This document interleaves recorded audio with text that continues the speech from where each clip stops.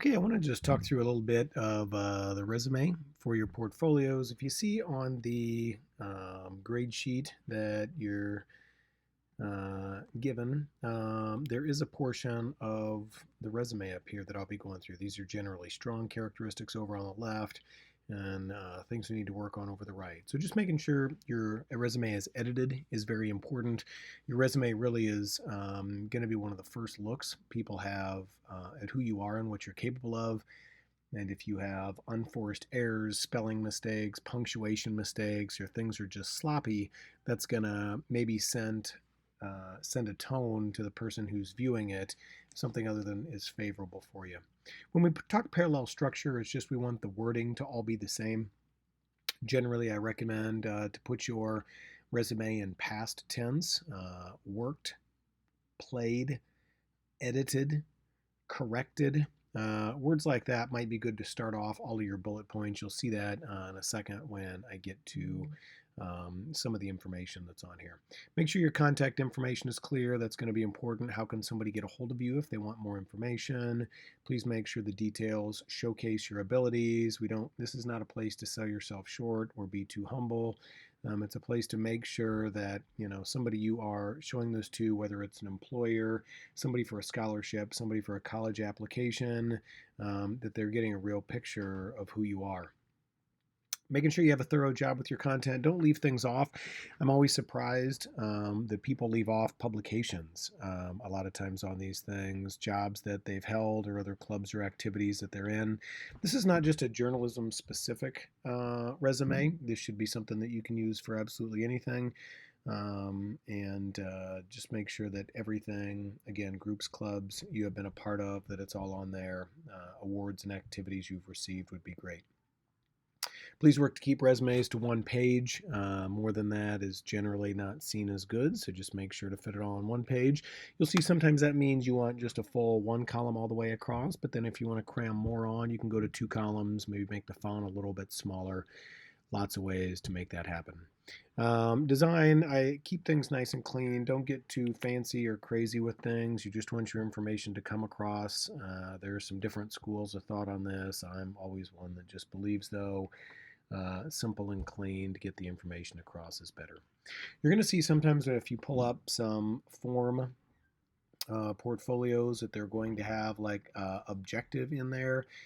Do not have the objective. Your objective obviously is to get the scholarship or the job or whatever. Just eliminate objective entirely. I don't think that's a good thing to have.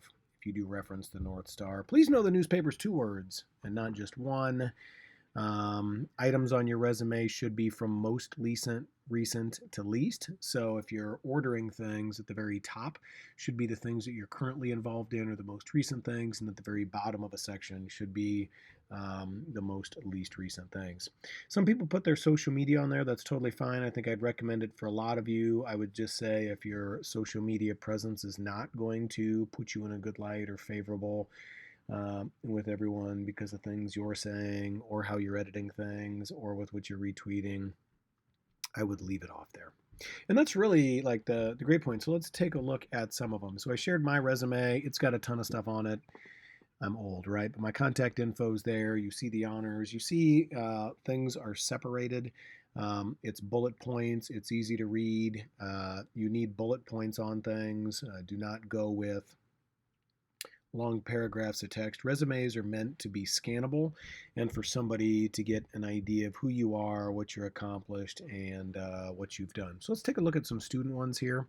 The first one is a version from an editor a few years ago. You see the contact information up top, very simple. She had made a website, and the website's on the resume. If you're making a website for a portfolio, please, please, please make sure that website is on your resume. It's crucial. Nice thing here, again, we see some bullet points. We see those section headers are bold, and you can get some ideas looking at these things, what section headers you should have: clubs, skills, awards and honors, volunteer, and work experience. And then you see a lot of those things down there underneath. It's nice. Education, schools you've attended is great. GPA and stuff like that, I don't know. It can go on there. It does not have to go on there. by any means. I would with this phone number up here, I probably would have gone and put a dash or a period right there so those numbers don't run together. But overall, it's pretty clear. You'll see the parallel structure on this maybe isn't as good as some of the other ones, but overall it's a nice clean looking resume. We come in here now. You can find places. You can design your own using InDesign or Microsoft Word or something like that.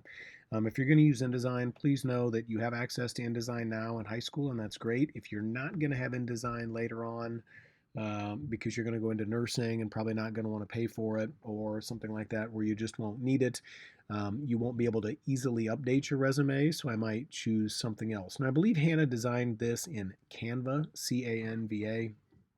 They have some options on there where you can go in, you can find some templates for things. I know there are templates in Google Docs, Microsoft Word, if you just search resume templates, or even built into the programs themselves. But this is really nice and clean. We see her awards and education over there on the left-hand side, her URLs there, easy email and contact information, skills, experience. When you look at those, Allen's Diner and Catholic Youth Sports there, we see that parallel structure that I'm talking about: provided, managed, coordinated, facilitated, interacted, enforced. What I really like about that is we're keeping that same verb tense all the way through, okay, making it look really, really clean, and we're varying up the words. We're not having the same word for every bullet point. Now, you might have some that end up being the same. But you can look through like Hannah's or other ones that I share to look and see what are some verb tenses that are used. We have those there. You see there what I also like. She has her headlines like North Star newspaper staff, and then she put in gray 2016 to present. It's just a nice contrast in font right there to make it easily scanned to see what those dates are. Bullet points are nice to read. Really, really clean looking resume here by Hannah. Just simple initials for the logo and looks really good.